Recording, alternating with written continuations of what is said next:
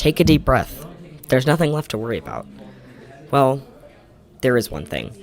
One last threat. One being with the power to erase everything. Everything everyone's worked so hard for.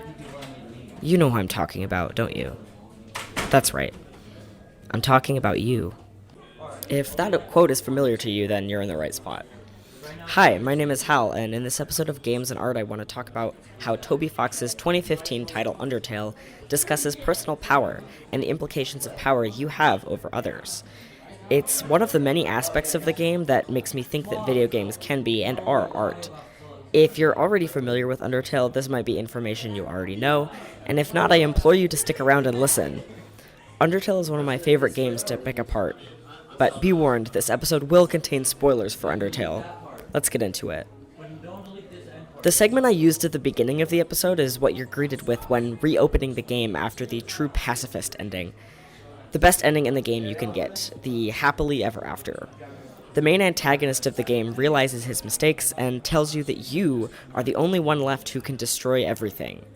You made everyone's lives infinitely better, and now you have the option to destroy all of it. I think someone who's perfectly described my experience with Undertale is Karen Chesler in their essay, The Lure of Emotionally Complex Video Games. They say that many gamers express a sentiment of, wow, I'm so glad I played that. It was painful, it was difficult, it was hard, I cried, but that gave it meaning and enriched the gameplay experience.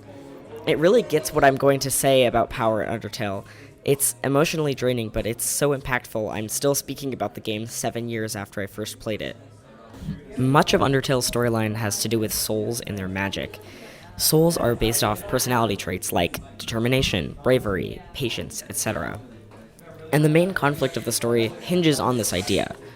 The monster race, relegated underground and trapped by human magic, has found a way to escape their prison, but only if they harvest 7 souls from humans. This requires killing human children who fall into their realm, as their soul magic is more powerful. This is a harrowing choice, to be sure, and it's an even more harrowing one for the king of the monsters, Asgore, a kind-hearted and soft goat monster who lost his child to a human through complex circumstances. His opinions on humans are complex, but ultimately he has decided no loss of life is more valuable than his people's freedom. By the time the game takes place, he's already collected 6 of 7 souls, and your player character is potentially the last of them. Because of the choice he made, his wife decided to leave him, deciding he'd sacrificed too many innocent lives. Asgore lives in a castle silent with grief and responsibility. Freeing his people by taking lives has taken an immeasurable toll on his mind. This is where your choice comes in. You aren't going to be sacrificed to Asgore, not if you have anything to say about it, so what are your choices? You can go many ways. The story of the game is practically yours to write. You can make friends with those you meet, you can kill them, but what the game makes sure you know is that every choice you make has consequences. Every single one. And more consequences than you would initially think.